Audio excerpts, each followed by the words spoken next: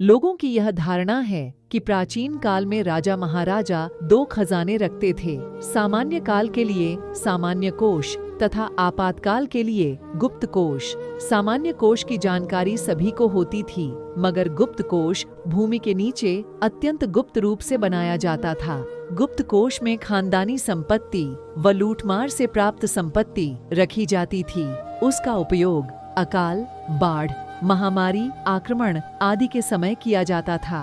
अब राजा महाराजा नहीं रहे, लेकिन लोगों का विश्वास है कि पुराने किलों, दुर्गों, महलों और खंडहरों में अभी भी बहुत से गुप्त खजाने दबे पड़े हैं। झांसी से 48 किलोमीटर दूर मध्य प्रदेश का शहर दतिया स्थित है। दतिया जनपद में 2 तहसीलें हैं, दतिया और सेंवड़ा। दोनों स्थानों पर विशाल किले हैं। दतिया के किले में यहाँ के पूर्व महाराज का निवास है तथा सेनवड़ा के किले के अधिकांश भाग में सरकारी कार्यालय हैं। सेनवड़ा से कुछ दूरी पर स्थित मलियापुरा गांव में राम हजूर और अशोक नाम के 2 मित्र रहते थे। वे दोनों हमउम्र और बेरोजगार थे। दोनों उत्साही युवक बिना मेहनत किए रातों रात लखपति बनना चाहते थे। अचानक एक दिन राम हजूर के मन में सेनवड़ा के किले के खजाने का ख्याल आया। उसने सोचा कि अगर किसी तरह यह खजाना उसके हाथ लग जाए तो उसके सारे कष्ट दूर हो सकते हैं। राम हजूर ने अपने मन की बात अशोक को बताई। अशोक भी राम हजूर की ही प्रवृत्ति का था, अतः उसे उसकी बात बहुत अच्छी लगी। दोनों मित्र सेनवड़ा के किले के खजाने को प्राप्त करने की योजनाएं बनाने लगे। एक बार दोनों मित्र सेनवड़ा गए तथा किले का सूक्ष्म अवलोकन किया। वहाँ एक भाग में सरकारी कार्यालय है तथा दूसरे भाग में एसएएफ के जवान भी रहते हैं। अतः दोनों मित्रों को लगा कि खजाने की खोज के लिए 5-7 लोगों की जरूरत पड़ेगी। नवंबर का महीना था। सेनवड़ा में सनकुआं का मेला चल रहा था। अचानक प्रेम नारायण, लखन, कमलेश, जगदीश और मस्तराम को देखकर राम हजूर की आंखों में चमक आ गई। ये सभी 18 से 20 वर्ष की आयु के नवयुवक उसके मित्र थे। 5 मित्र सनकुआं का मेला देखने आए थे। राम हजूर और अशोक ने 5 मित्रों के सामने खजाने की खोज का प्रस्ताव रखा। 5 मित्र शीघ्र ही तैयार हो गए।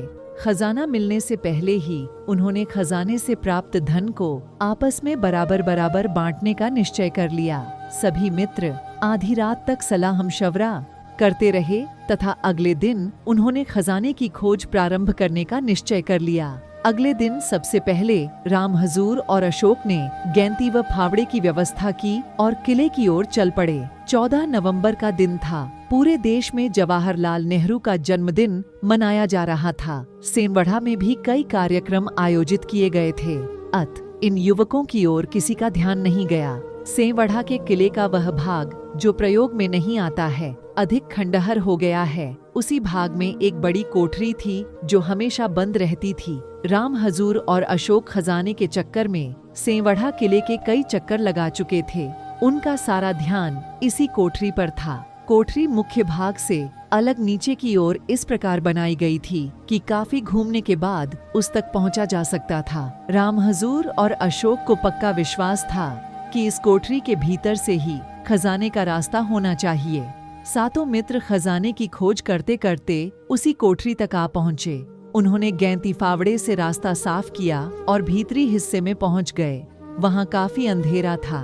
खजाने की खोज में निकले किसी भी युवक को अपने साथ टॉर्च लाना याद नहीं रहा था। कोठरी के भीतरी हिस्से में पहुंचकर 7 युवक आपस में विचार विमर्श करने लगे। वहां इतना अंधेरा था कि रोशनी के बिना आगे काम नहीं किया जा सकता था।